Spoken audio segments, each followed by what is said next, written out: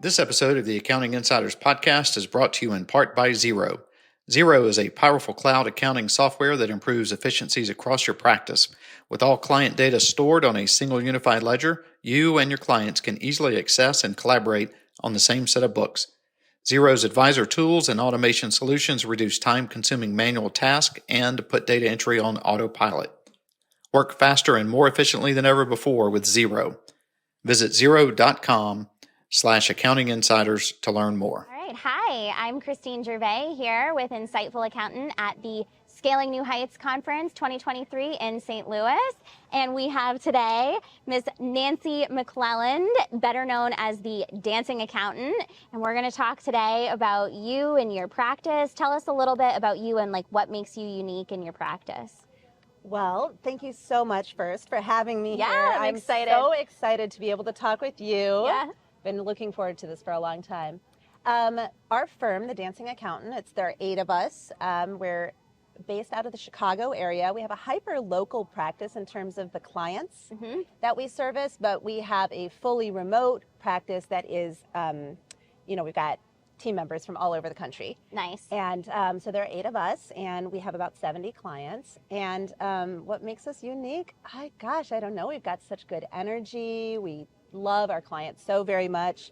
We provide bookkeeping, accounting, tax, and advisory, which makes us a little bit unusual. Yeah. We don't just do the bookkeeping. We don't just do the tax. We really try to be full featured in what it is that we're offering to our clients as a solution. Awesome. Now, I know you and I are going to talk a little bit about the love inside of your practice and really how that sets you guys apart. But I want to start with, how long have you been running your practice now?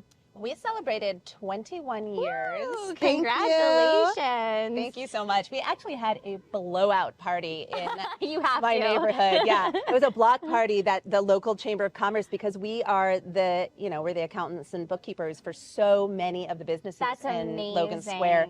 We had a huge block party. A client that was a band or whatever, and we themed it as we're now finally old enough to drink. I love it, which is a perfect totally theme. On brand too. Perfect theme. So that's an incredible amount of experience. So tell me, if you had to go all the way back to the beginning of those 21 years, and you could do something over, or maybe a couple things over, what would you do differently looking back on those years of experience? It's something I've actually thought about a lot. Yeah. Because I think it's impossible. You can't have a firm that's over 20 years old and not take everything that you've learned in the meantime and have some regrets about what you could have done differently. For sure. It would be impossible. Yeah. And luckily I have an amazing team, and we're, constantly fixing things that we are more excited about doing something differently now than we used to.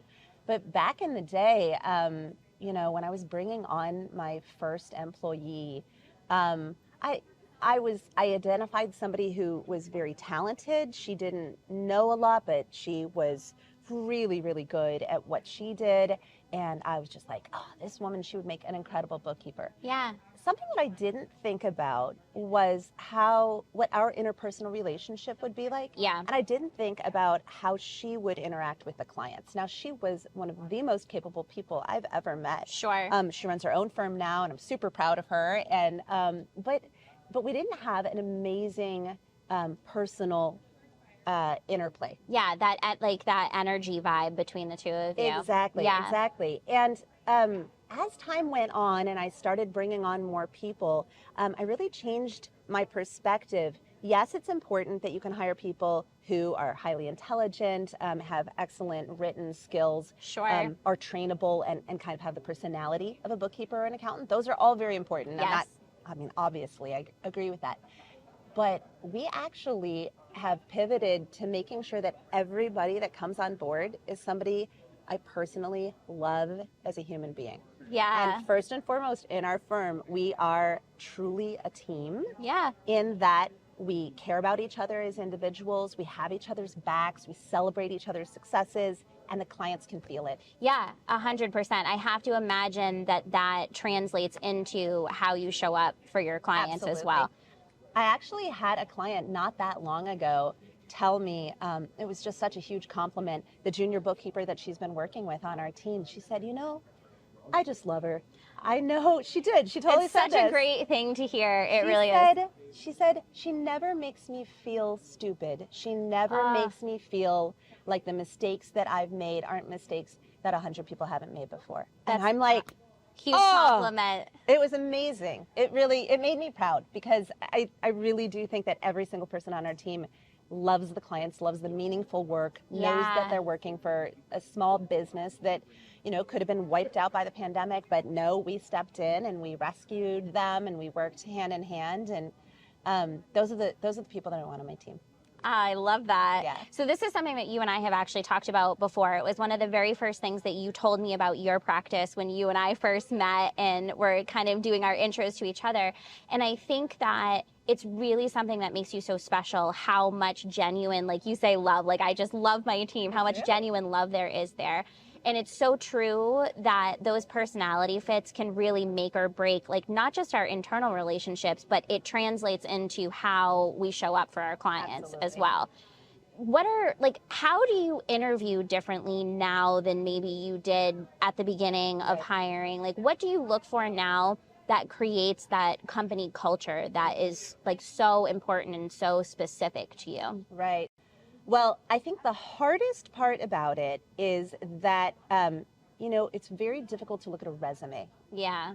And to say, who you're going to pick to interview based on that. So we've actually transitioned to doing a lot, bringing people on that I have met personally at events like here at Scaling New Heights. Oh, that's great. I'm always on the lookout for super talented people who are maybe running their own bookkeeping firm already. Yeah. Or maybe they're a CPA who, didn't have a great experience working for a big firm and they're looking for something really different. Okay. Like you and I hit it off Yeah. immediately. If you weren't already too busy, I would just do everything in my power. Yeah. Yeah. Because, there's a camaraderie. Mm-hmm. There's a naturalness to the relationship. Yep. You can sense enthusiasm from people. It's a little bit, some people would disagree with me on this, but I think it's a little bit easier to measure the hard skills of debits and credits than it is to evaluate how well you're going to get along with each other. But it starts from they're nice, they're kind, they're caring, they're outgoing, they're engaging. And one of the things that we've done that I think is really special is that, I've looked specifically for people who already run their own firms and might have extra capacity. So that's really interesting. Yeah, I mean, I know it's I almost hesitate to say it because I don't want everybody to take my idea. To start stealing your best people. It's true. But, there are a lot of us who worked for so long on our own. Yeah. When you run your own business, it can be isolating. It can be lonely, especially if you're not a member of a professional organization or you're not attending conferences like this. People like to be on a team, and they like to also leverage. So, for example, one of my team members has some of the same problems with her own clients as we're doing with ours, trying to sync a particular piece of software to QuickBooks Online. I came up with a solution at one of these conferences that she did not attend, and I was able to come back and say, hey, guess what I figured out? Try this. That's awesome. And now she's using it for her clients as well, right? So she's not only gets to be part of a team, yes, but she also gets to leverage the technology that, I've been able to share with her. And not everybody has to go to all of the same conferences. Right, but now you have that collaborative effort. And, I mean, the extra benefit there was that she actually tried out a new sync with that same software with a different platform. Oh, really? On a different client of hers. And she was able to then report back to me. Oh, that's so great. And say, hey, here's what worked, here's what didn't. Now, how do you, it's such a collaborative effort, like you said. How do you think that translates in terms of your client relationships, to really set you guys apart? How do you think that changes your communication between your team and how you're showing up for your clients? I was smiling while you were asking that because I immediately thought about when I first brought on another CPA. Julie, who's a super special person. I absolutely adore her. She ran her own CPA firm, also in Chicago, that focused mostly on tax. You know, as I mentioned, we really have this whole, the way that we think of it is this whole arc of offerings. Yeah. So she focused more on tax, although they did some of the other stuff. And I found her at some point because we were at capacity with clients, and I was trying to find somebody else that I trusted who was going to be like me, who was just duplicate ourselves. It would make it so much easier. It would be so much easier if we could clone ourselves. And I loved her website. I could tell she cared about her clients. I really liked her background. I got in touch, and she's like, "What's this woman selling? Like, what is she?" It's true. Where's the fine print? And I was like, I really just want to meet other people who are doing what I'm doing, who are like me. What ended up happening is, we became friends. We'd meet a couple times a year, talk about client stuff, etc. And when she decided to sell her practice, she asked, could she come work for me? Oh, no kidding. Absolutely. And I was just like, yes, done. Yes. But even though I trusted her, I could tell she was a caring person. She was certainly capable, and I loved her as a human being, and we'd become friends. I still didn't initially trust her to work with the clients because I thought I was wrong. Yeah. But I thought at the time, the clients are they want to work with me. Yeah, they want me to see be the point person, right? They're not going to get used to somebody else. They're going to be nervous. Honestly, I couldn't have been more wrong. And what happened was the pandemic, and yes, I couldn't do everything myself. And I was just like, Julie, just get in touch with them directly. I'm going to connect you. And I got to watch the communication going back and forth. Oh my God. Such a beautiful thing. It was beautiful. It was absolutely beautiful. And so now I don't have any hesitation. I actually put team members in touch with the clients that they're going to be working with right off the bat, because I think it's great for them to get to know each other. And my clients at this point certainly have no hesitation. Yeah, they trust you that you're bringing I'm bringing in people who are going to take care of them. Because I think that's something that a lot of us struggle with that mindset of like, well, if I am not the point of contact, like, what is that going to do to the relationship? So, I mean, that's definitely a testament to you and the culture you've built with your team. To be fair, I was stymied for a good 10 years there before I figured it out. So, that's a hint to all of your listeners is just do it now. Just do it. Just do it now. So what are some other things, because we're kind of trending in this direction, one of the things that you said to me before we started speaking was that you wish that you had found a community sooner, so you started to build this community internally, but talk a little bit more about what building an outside community has done for you and why you felt like that was such an important piece of building your practice as well. I was really glad when that topic came up because, when I think about the things that I would do differently if I were to start over again, that isolation that I referred to earlier, that I think so many of us who are, I think it's very common.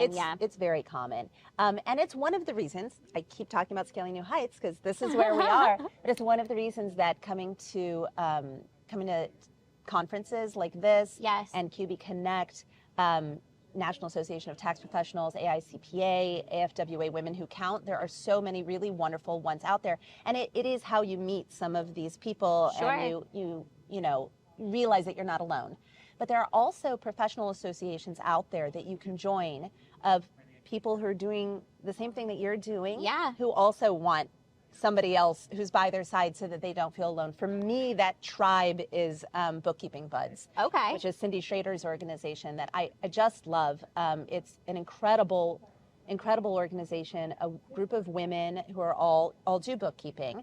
Some of us also do tax and advisory, et cetera, but everybody does bookkeeping. Yes. And we have, not only do we have like a boutique retreat every year where they actually cap it at 50 people. Oh, I like that. It's really like small. A nice intimate setting. And people get to know each other really well. And not only that, but we also have a Slack space where, every day I am just like, here we are at this conference. There are a bunch of buds who couldn't make it to this conference. We're in the Scaling New Heights 2023 channel going, here's what I learned, and this was so great. That's amazing. And there are like 10 other bookkeeping buds who are here at this conference where we had a meetup and we save each other seats for the main stage and all of that kind of stuff. So it builds a community pretty instantly, and it makes you not feel so alone. But not only that, you know, I mentioned I kind of didn't get it right for the first 10 years. Sure, none of us do. That's probably a good mark of like not quite getting it right. I think so too. Well, I think you could shorten that a lot if you have a professional association, because you can't know what you don't know. Yes. Right? Yep. And so for me anyway, I would have streamlined things a lot better early on. I would have made room for other people to come on board because things were standardized. We had workflows, we had processes. Yeah. If I had been in this Bookkeeping Buds group earlier, if Slack had been invented sooner, if I had adopted the technology sooner, I would have learned about some of these technologies that would have helped me where I had gaps. Sure. And so it's funny. Those are two different things that are what I would do differently if I could start over. Yeah. Is finding a community sooner and establishing these processes sooner. But had I found a community sooner, you would have, that other one would have been very natural, because we talk a lot about technology, our favorite, you know, what's everybody using for practice management? Why are you using that one? When people decide to adopt a piece of technology that a decent number of other people in Bookkeeping Buds are also using, we'll set up a channel for it in Slack. Nice. You know, we have a Keeper channel, we have an That's Asana incredible. channel. And so everybody who's using those same solutions can say, hey, I found this new feature, this is really exciting. That's amazing. Or, hey, how do I do this? I don't remember. And then in our monthly meetings and our learn with a leader sessions, or ones where, you know, Cindy will actually hire somebody to come speak. Oh, that's incredible. I mean, we have these webinars all the time. It's absolutely wonderful. And so there was one piece of software, Keeper, that I just mentioned that a bunch of people are in the process of adopting. Okay. And I had said, hey, I wanted to learn some more about this. You know, how does this compare to that? The next day, Cindy did a webinar on it where she got in touch with a person in our group who was like the power user. Yeah. And everybody else who was interested in being on there. I love that. We all got on. We all started sharing screens, trying to figure stuff out. You know, oh, I don't know how that works. Let me try it.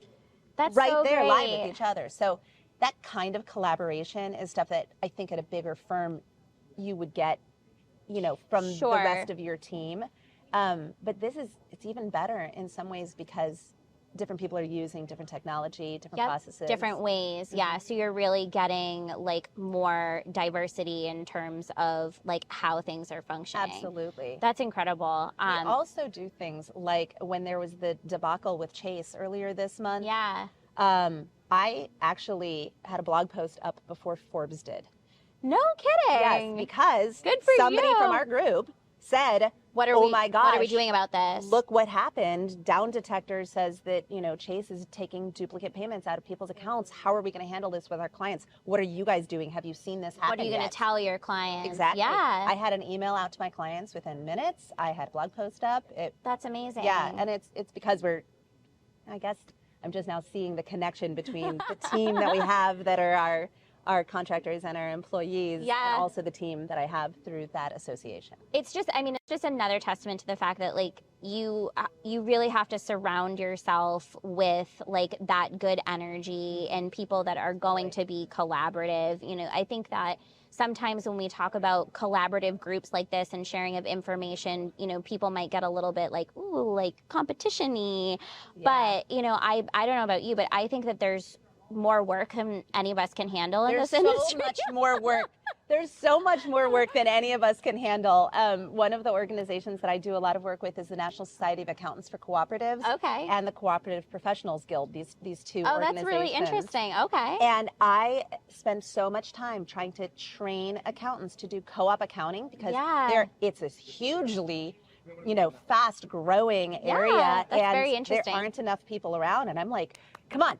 Rising tide lifts all boats. That's Let's like do me it. and the tax side of things. Like we're losing tax professionals faster than we're adding tax professionals. And so very similar mindset. It's like, no, like we need to be having conversations about how we get more people in, how we can how we can support each other, how we can reduce the burnout, how we can serve the clients better, faster, easier so that, you know, we're not going to run out of enough of us to do the work. Yeah, So I absolutely agree. And I mean, I think that is true for bookkeeping. It's true for accounting. Yes. Definitely tax. I mean, tax I think is the hardest one there. And it's really exciting that everybody's going into advisory. That's really wonderful. And I'm really happy that AI is helping us do that. But I'm like, don't forget about these other things. We still have to do these other things. Wait a second. We still have to do these other things. We still have to do these other things. Yeah, absolutely. Now, if you had to give someone advice in terms of like trying to find one of these groups, trying to find one of these communities, because there are so many incredible professional associations and different groups, like what would be like your top, like maybe 2 or 3 things that you would say, these are the key things that you should look for to find a group that's right for you? Yes. I often think of myself as belonging to more than one tribe. Yeah. Because I have my folks at National Association of Tax Professionals. I love NATP. I love AICPA as well. I got my AICPA town hall. Like, oh my God, they're my favorite. But in each of those organizations, if you're a tax person, both of those organizations can set you up with either your local chapter, which might be the right fit for you. Okay. Or you can participate, like maybe you're going to be in the tax group at AICPA, right? Or maybe NATP like has a bunch of people who work in agriculture, for example. Sure. Or you can find your organization for the subgroup, like cooperatives. Yeah. The National Society of Accountants for Cooperatives has an amazing, like really tight-knit co-op professionals guild as well, tight-knit group. So first look at the type of thing where you're wanting to connect. Sure. Tax is one thing, and then are there subsets of tax? Bookkeeping is another thing. So we've got, bookkeeping buds. Works out really well for me because it's 100% remote. Yes. Okay. Actually, I shouldn't say 100% because we do have an in-person retreat every year that I mentioned, but most of our getting together is these webinars. And so that is like, that's an important piece to look for is like, how is that going to integrate with your schedule so that you can participate? Absolutely, because, some of these groups are regional and maybe you're finding a local group is what you need. Alignable is really good for that. That's a website that's much more location specific. You could meet people on there and honestly, you could even start your own group if you wanted to do that. So I would say the area that you're interested in working in, whether it's in person, local, or it's remote. Okay. And then I also would say the amount of giving back to the organization that you're willing to do is something that you should think about. You could potentially pay more money and have it be more of like a consuming the information and the resources. You might pay less money if you join a group that is truly collaborative. Yeah, where you're expected to kind of participate Exactly. more. Okay. And I mean, level is important to some extent, but we all bring something different to the table. We absolutely do. With Bookkeeping Buds, I'm kind of, one of their main tax people. What do bookkeepers need to know about tax and reasonable compensation and things like that? But every single person that participates has got like their thing. Something. Some people might niche in nonprofits. Some people might be, doing point of sale systems, et cetera. Yeah. And so on. So whatever your thing is, if you're excited about giving back, I would look for an organization that allows you to have a collaborative to contribute. Yeah. I like that. I have one last question for you. Okay. So if there is one process or, like tech stacks, that like one technical piece of how you've done things that you could change or do differently, like what's one process that you something that we've already changed or something that I'm still looking to change? Either one. Okay. Either one. I have a really simple one that was pretty life-changing for us. Now this might sound so silly and I can't wait to hear it. Okay. So before I brought other people on board, I had my files organized in a way that made sense to me. Yes, I know exactly what I'm saying. I do. And it made perfect sense to me. For example, if there's the company folder, and then inside that folder, there's a tax folder, and inside that folder, we've got the different owners of the company whose personal taxes we do. Okay. Okay, you bring somebody on board who doesn't know who those people are. I'm like, are you kidding? So-and-so and so-and-so, they own that company. It's the cute little place down the street.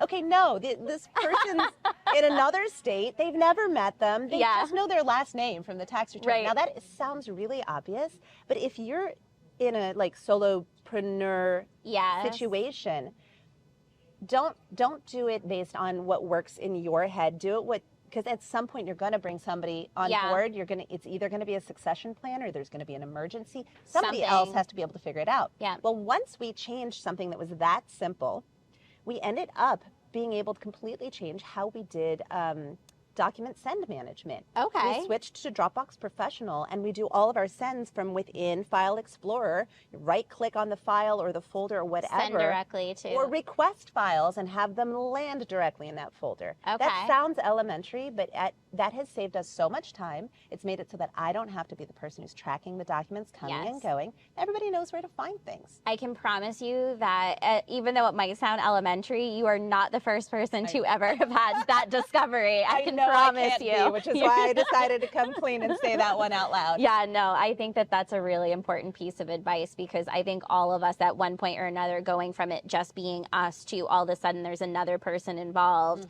have had, whether it be our file system or there's some process where it's like makes perfect sense up here, and then there's someone else and you're just like, oh, this isn't going to work anymore. And in my head, I was like, how is that person not being able to see inside my head about how I'm storing all of this information? Oh gosh, that's right. That's inside my head by definition. So true. Yeah, I think we've all struggled with that for sure.